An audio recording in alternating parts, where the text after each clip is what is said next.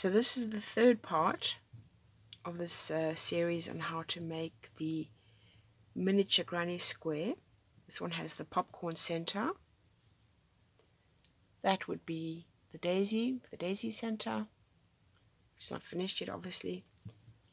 And this is how to work the tails away. I need a sharp pair of scissors, and I use a sharp pointed darning needle, just called a chenille, C-H-E-N-I-L-L-E, chenille needle. And the way I work it away is because I want this edge to be clean. I want all the V's to be the same size. I literally work into the top V. I use the back of the needle. I go into the top V of that first stitch, which is a step up stitch. See the top V there. I literally go into there, pull the yarn through,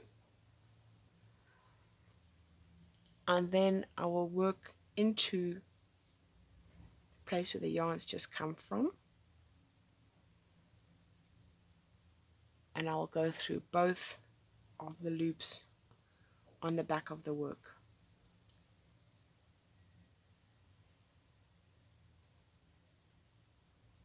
And that gives me a smooth edge. Turn the work around, and to complete the stitch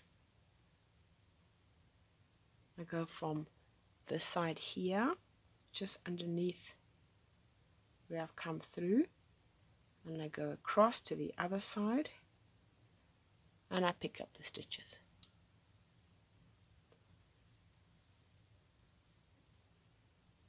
And that completes the stitch. Now it's just a question of working the tail away. So this one over here is going to go in that direction. So this one I have here, I'll work into this direction. I call these worms. They're the large collection of stitches. There's one worm there that's big, and there's a big worm there. The ones on the side are smaller worms. And my aim is to try and work as much of this thread into worms as possible. So I first need to get there. I untwist my yarn as I work, just so that the fibers open up, and it's catching as many of the stitches as I can. I work in the direction, I work towards the worm.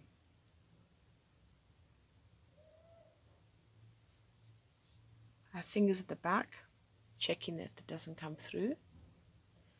So now I've come to this bottom worm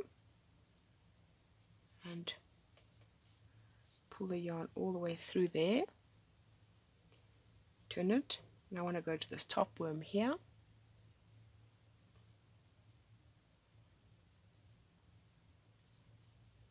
Trying to follow the shape of the stitches.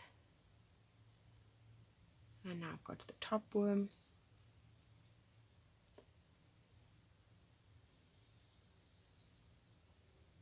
Pulling through.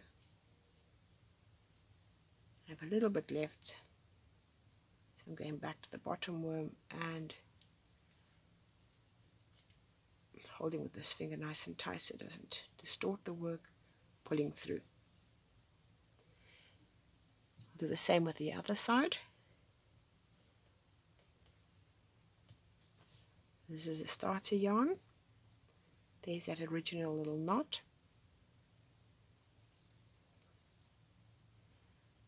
I'm going to work back and forth under this worm, because what I want to do is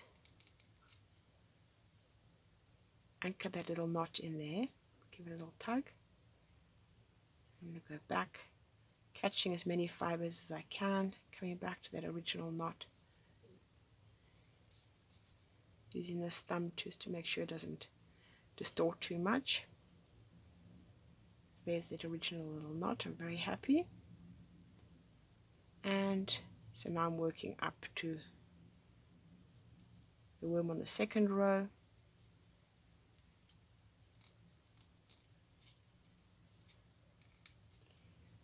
Once again, making sure I'm not distorting the work.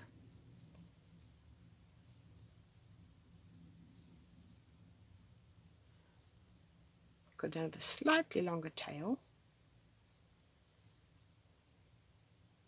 I'm going to come down to this worm here, working all the way down. Sometimes you have to do it in 2 steps. Coming out at the middle. You can see my tail's not very long. And coming out there. Okay, happy with that. Cut those 2 off. 1, 2, and now working away the green. More tail here, so that's good. I'll start with the center. Now it is a magic circle. We need to be absolutely sure which direction it's coming from, because if you work in the same direction it's coming from, you'll undo your magic circle. So it's coming, if this was a clock, there we go, 12 o'clock, 6 o'clock, 3 o'clock, 9 o'clock, or if it was the compass, north, south, east, west. From the clock we'll just go with the analogy. We're going to continue working in the direction of the hand, which is called clockwise. So we're up to 9, up to 12. Just keep on turning as I keep on going around and around. And it doesn't matter if you make it quite bulky, because it is the center of a flower, so it can have a bit of firmness and substance to it. You can just keep on going around. I can feel now it's getting a bit thick. So what I'm going to do is branch off and go up into the main parts of the petal. And I'm going to work anti-clockwise.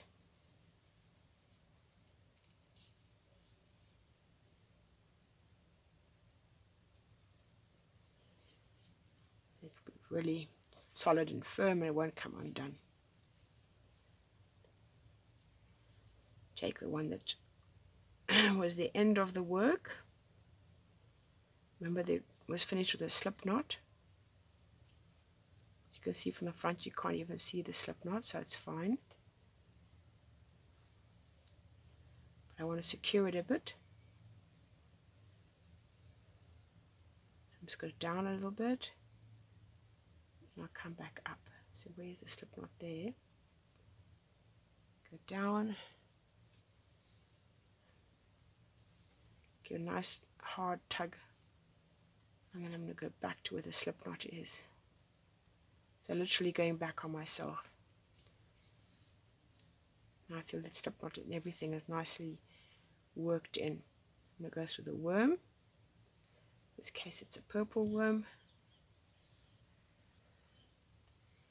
And then I'm going to go down to the bulk of the work, to the base of the petals. This one is over there. So let me work in a clockwise direction. The other one was worked in an anti-clockwise direction.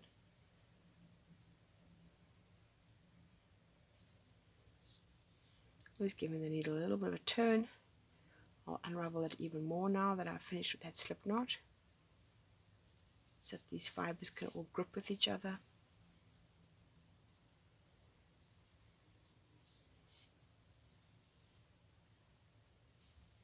It's a nice long tail.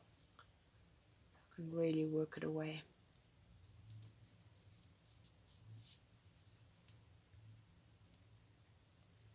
should be good enough. Cut those two. 1, 2, and that is the completion of the miniature granny square. And once they get put together, different colors, it can be really pretty. Thank you very much for watching, and I hope that you've enjoyed the video.